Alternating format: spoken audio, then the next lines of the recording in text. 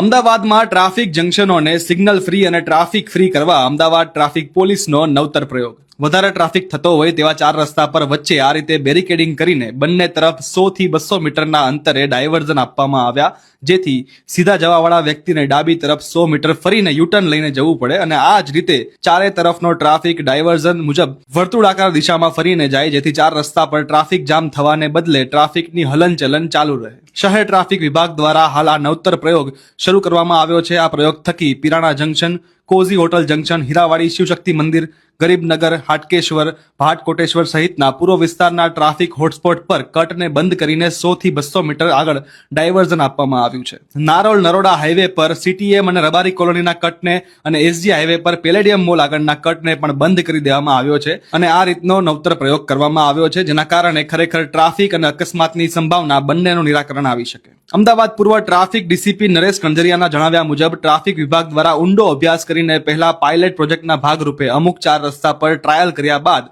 સફળતાના ભાગરૂપે હવે અન્ય જગ્યાએ પણ આ પ્રયોગ હાથ ધરવામાં આવશે.